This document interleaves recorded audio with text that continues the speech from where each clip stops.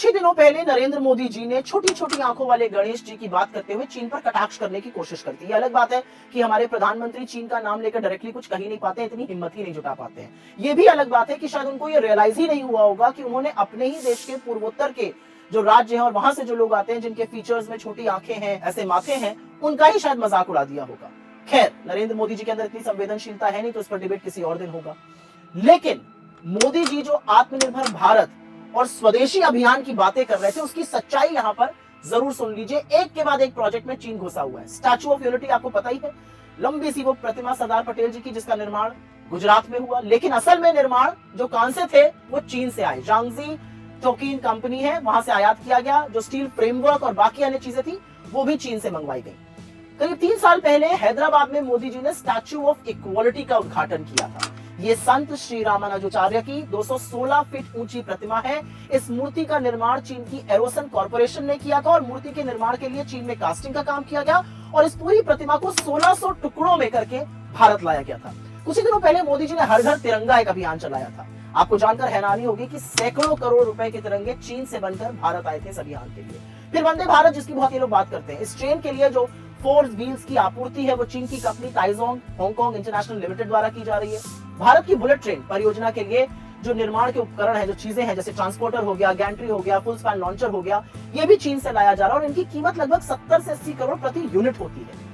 PM सूर्य घर मुफ्त बिजली योजना, इसके तहत भारत की जो सौर ऊर्जा परियोजना है, उसमें जो सोलर पैनल्स रखते हैं और इन्वर्टर्स होते हैं, वो बड़े पैमाने पर चीन से लाए जा रहे हैं और ज्यादातर ये चीजें J solar, China solar, Canadian solar, China जैसी चीनी कंपनियों से आ रहे हैं। दिल्ली मेरठ RRTS जो तेजी से रेलगाड़ी चलती है, उसके तहत 5.6 किलोमीटर की लंबी सुरंग के निर्माण के लिए चीनी कंपनी शंघाई टनल इंजीनियरिंग को 1100 करोड़ से ज्यादा का ठेका दिया गया था।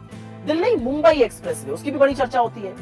कई चीनी कंपनियों उसमें काम किया, जांगजी कंस्ट्रक्शन, MKC इंफ्रास्ट्रक्चर, और इन्होंने तो मध्य प्रदेश में 2 पैकेजों के लिए संयुक्त रूप से भी काम किया था। फिर Mumbai metro A line, line 5 जिसको कहते हैं, इसके लिए भी CRRC Jallian and Shanghai tunnel engineering limited जैसी कंपनी ने हजारों करोड़ रुपए का ठेका लेकर काम किया था। Mumbai trans harbour link, Modi ji गए थे उसका इनॉग्रेशन करने, आपको याद होगा।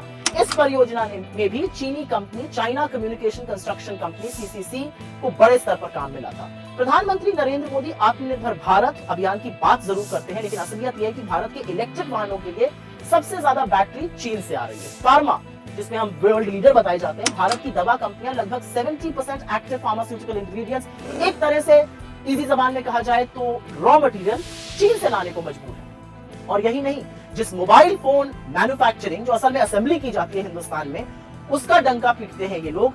ये नहीं बताते हैं कि ज्यादातर इक्विपमेंट उसमें से 80 से 90% इक्विपमेंट उसमें से रॉ OEMs जो है वो चीन से आयात किए जाते हैं और ऑयल के बाद अब मोबाइल पार्ट्स के इक्विपमेंट जो है वो हमारा सबसे बड़ा आयात आइटम बनता जा रहा है। प्रधानमंत्री वोकल फॉर लोकल की जितनी भी ढपली बजा लें और खूब अपनी पीठ थपथपा लें, लेकिन असलियत ये है कि दिवाली से लेकर होली तक चाइना में बने हुए गणेश लक्ष्मी जी, झालर, अन्य सजावट के सामान और यहाँ तक गुलाल और अबीर भी अब चीन से बढ़ के आ रहा है। ऐसे थोड़े ही मोदी जी ने सबकी आंख में धूल झोंक कर बिना चीन का नाम लिए $100 बिलियन का ट्रेड डेफिसिट कर लिया है। और असलियत यह है कि कुछ ऐप को बैन करके चीन को जबरदस्त धंधा दिया जा रहा है और मंच पे चढ़ के चीन पे कटाक्ष किया जाता है बिना चीन का नाम लिए हुए।